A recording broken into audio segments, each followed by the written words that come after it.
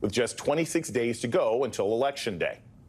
Both candidates are on the campaign trail today in battleground states. Donald Trump was in Michigan, while Vice President Kamala Harris is making stops in Nevada and Arizona. Also on the trail tonight, another big name, former President Barack Obama. He's headlining a rally in Pittsburgh, Pennsylvania, that's set to begin any moment now. We will bring you those remarks live when they start. It's somewhat of a full circle moment, as Harris was one of Obama's earliest supporters, knocking on doors for his presidential campaign in Iowa way back in 2007. Now the former president gets to return the favor. This will be the first of a series of appearances for Obama in the final stretch of Harris's campaign, one that has already drawn a lot of comparisons to his 2008 bid. But there's one factor of this race that would have been mind-boggling to anyone in the year 2008.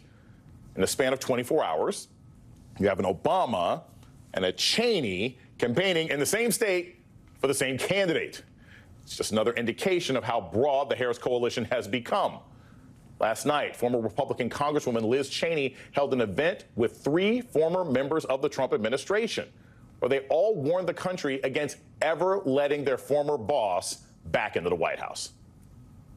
When you come to a place as a country where you have one party that is dedicated to erasing the truth about the most serious attack on our capital since the War of 1812, that party has lost its way, and those are not people that we can trust to lead us. So, look, I think it's not only Donald Trump who has to be defeated on November 5th, but also those who have enabled him.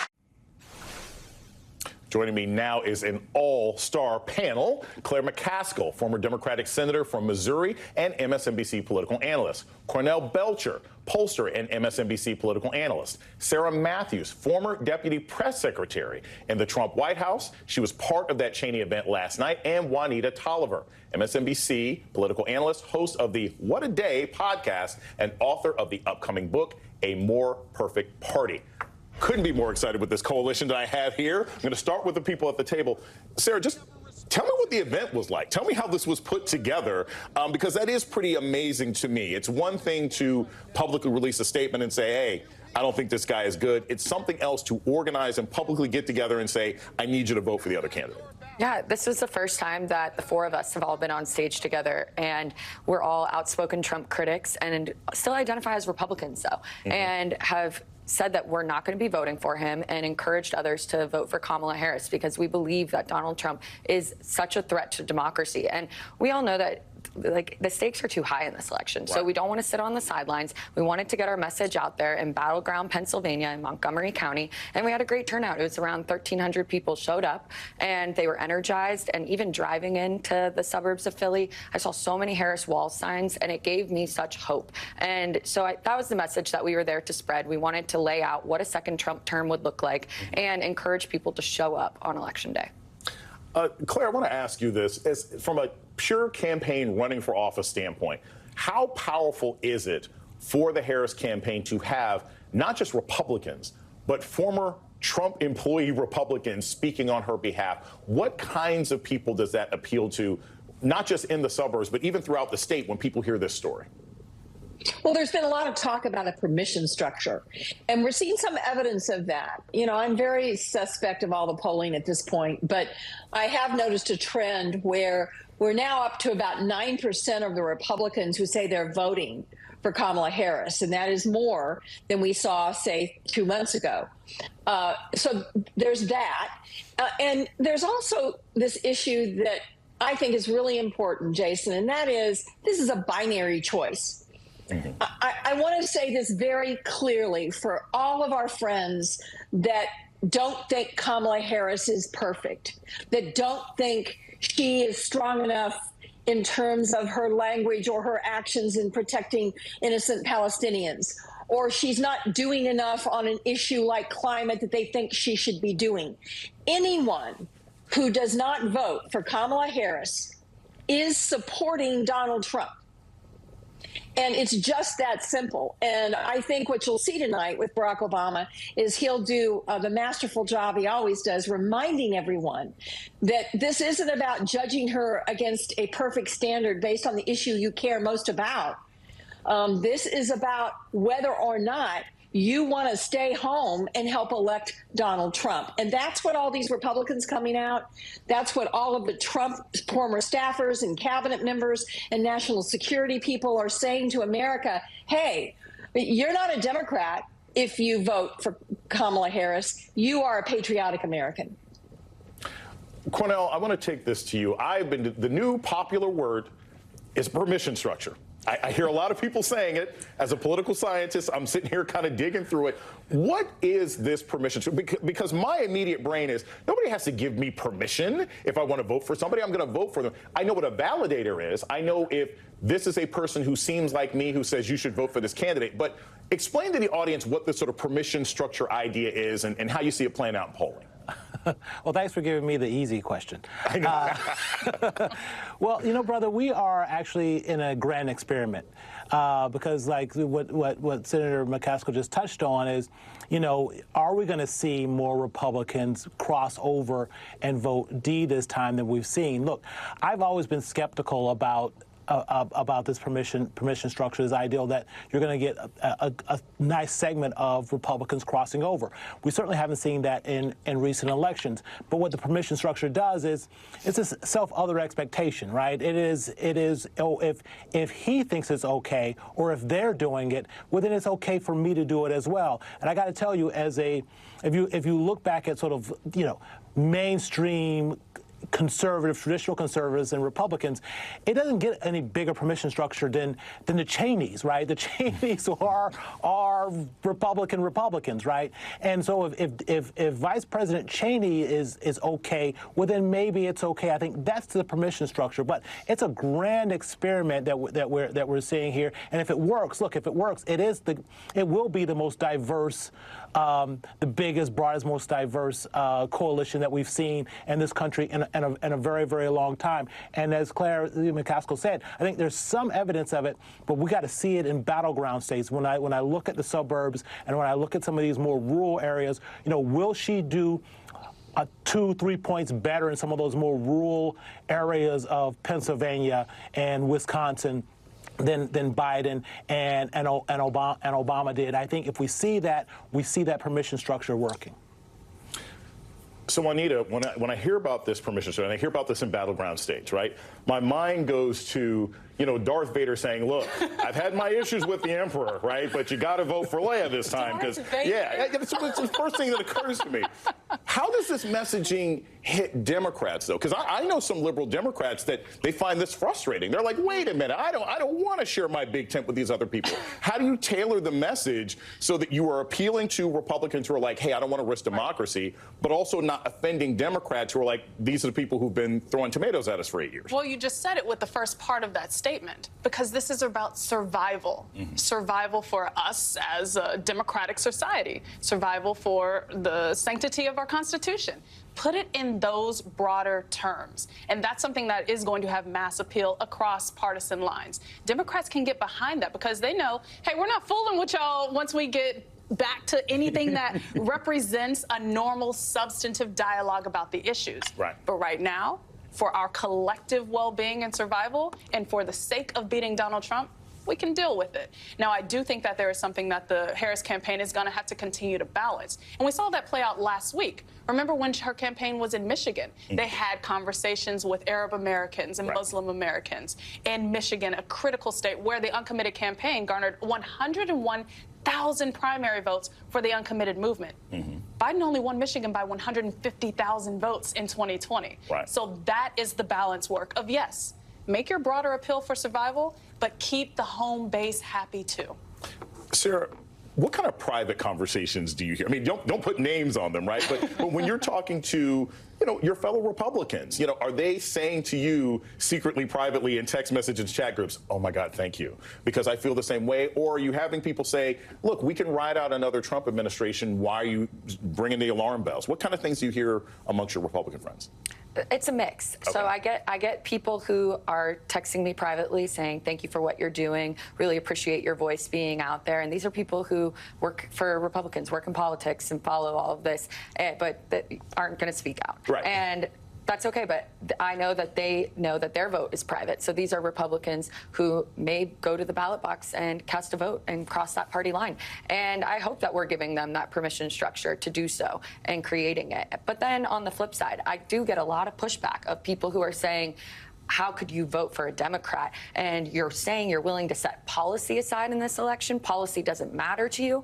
Of course it matters. But like you were saying, there will come a day where we can debate policy again, and I look forward to that day, but we need to defeat Donald Trump first, because to me, Constitution and character also matter when voting for president. And Donald Trump has shown us that he will not uphold his oath of office and he will not defend the Constitution. So I don't want to put someone like that back in power. So if we had run any other Republican, they probably would have had my vote. I say that, there are some exceptions in there. Right, we got a list here that we got to filter through. There's a couple weird guys out there, There's a couple weirdos that might not get my vote, but for the most part, I probably would have, because I don't think they necessarily would have risked democracy. But that's why myself and Liz Cheney and others, we know that there are some things that are bigger than party line and that we're willing to prioritize the country over our party. And so we are willing to cross the line, and hopefully other Republicans will follow suit. And I do want to add quickly, too, that in Pennsylvania, in the primary process, there were 158,000 Republicans who voted for Nikki Haley. That is a closed primary. No Democrats or independents can vote in it. Right. And those people knew that Donald Trump was still going to be the nominee, yet they showed up in protest to vote. So if we can convince some of those folks to not sit this election out or leave the top of their ballot blank and to cross over and vote for VP Harris, then that's a win. Quickly before we go to break, Cornell, which do you think is more likely? Uncommitteds coming to Harris or Nikki Haley voters coming back to Trump? Which do you think is more likely in the next 26 days? That's a really good question. I think a lot of it depends on the work that your guest is doing and the work that Liz Cheney and other Republicans are doing. Look, if they put in the work and they can persuade those voters and get them off the fence, that is absolutely a win in a close race in a close place like Pennsylvania. Back with me are former Senator Claire McCaskill, pollster Cornell Belcher, and former Trump aide Sarah Matthews, and Democratic strategist Juanita Tolliver. Claire, I want to start with this. I want to play you some sound here. Trump disparages the city of Detroit while in Detroit. And I want to play this and get your thoughts on the other side. The whole country is going to be like, you want to know the truth? It'll be like Detroit. Our whole country will end up being like Detroit if she's your president. You're going to have a mess on your hands. Now, Claire, I know you're from the Midwest. I grew up in the Midwest. There's sometimes a tendency to pit the state against the major city, right? There might be people who are running in northern Missouri who are like, I didn't like St. Louis or something else like that. But what do you think Trump is trying to do here? I mean, I'm sorry, but Detroit is actually a city that's had a bit of a renaissance. Many of these business people make their money in Detroit. Does he think he's dog whistling in some shape, way, or form? I don't see how you can dog the city to the very men and women who are making that city right in front of them. Yeah, it was kind of bizarre when you looked at the shot, Jason. He is right in front of him. The podium he's speaking from says Detroit Economic Club. And he's basically trashing Detroit. Listen, there are a lot of people who know how important Detroit is to Michigan that don't live in Detroit. And his appearances yesterday were a new level of muddled, rambling, angry, grievance, dark BS. And I think tonight we're going to see a contrast of somebody who knows how to do soaring oratory better than anybody in the country, that knows how to inspire people and challenge people to reach for their better angels and not dig it down and slither around like snakes, trying to make people who aren't necessarily just like them the bad guys. It really is astounding to me that he continues to try to divide this country and make everyone who is not in his base, which is essentially a lot of white men. If they're not a white man, he is willing to go places that no other presidential candidate in history has been willing to go. Yeah, Claire, it was almost like just like reverse Spinal Trap, where he doesn't know what city he's in, so he just starts insulting places and not, it's like, I guess if you wanted to attack Detroit and you were in Cleveland, it would make a lot more sense of what he was doing. Cornell, I want to ask you this. Sticking with Michigan, it's an absolutely essential state.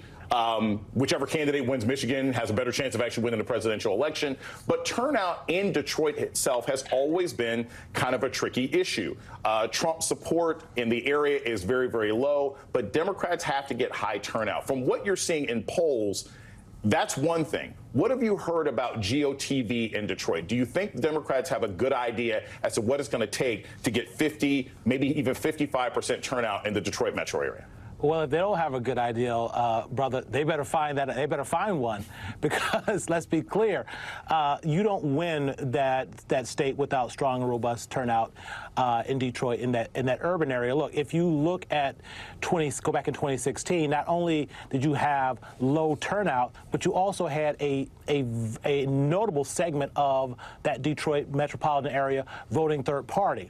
That all leads to calamity. Look, they're going to have that base vote in Detroit matching the turnout of the suburbs and the rural areas. And the problem for Democrats has been, if you go back and look at turnout from 2008 and 2012, just look at African-American turnout has dropped off most dramatically in those urban areas, be it Milwaukee is another prime example of it, where it's just not coming close to where it was in 2012. If the turnout in these major metropolitan areas comes to what it was in 2012, and given the growth that we see in the suburbs and how the suburbs are becoming more competitive, it makes Michigan and Wisconsin and Pennsylvania tougher for Republicans to win in those states. But they got to have African-American turnout there matching or awfully close to what white turnout is. If they don't, they're in trouble. Hillary Clinton got about 48% turnout in Metro Detroit. Joe Biden got about 51% turnout in Metro Detroit. That's what's necessary. I want to flip now to another key state in this election, another swing state. Juanita, I want to play you some sound from the debate last night between Ruben Gallego and Carrie Lake. Come on. Highly interesting. And get your thoughts on the other side when he asked her the same question that a lot of election-denying Republicans still seem to not have an answer to. Get your thoughts on the other side. He doesn't really care about women's rights. If he cared about women's rights, first of all, I'm astounded that he actually knows the difference between a woman and a man, because I thought there were, 147 different genders. I want to make sure that UVF is protected. I have many friends who are here. They're my friends today because of UVF. And I have many of my friends who have had children and experienced the joy of motherhood and parenthood because of UVF. She's still in denial about the 2022 election. And now I give you 1 minute. You have 1 minute. Will you finally tell the people of Arizona, did you win or lose that election? Can I talk about water really quickly? Make me swear, make me holler. She would rather talk about water. Look, it was a terrible answer, and you would think that Republicans are prepared for this particular point. What does it say that we are 26 days away from the election? I want to ask you both to start with Juanita, then to Sarah. The Republicans still don't have an answer. Because their playbook has been founded on depriving women and pregnant people of their basic rights. There is no pivot here, Jason. This is what it is, and they have to own it. In that clip alone, you got transphobia. You got, I think she was talking about IVF. She said UVF. Maybe she's confused on that. And then we have election denier statements with a pivot to water. I call that move from Rep. Gallego the Tim Walz 1-2 punch. He did the same move against J.D. Vance, and what you get is a wonderful clip that Democrats can splice in with other footage of election-denying statements from Carrie Lake and run wall-to-wall for the next 26 days.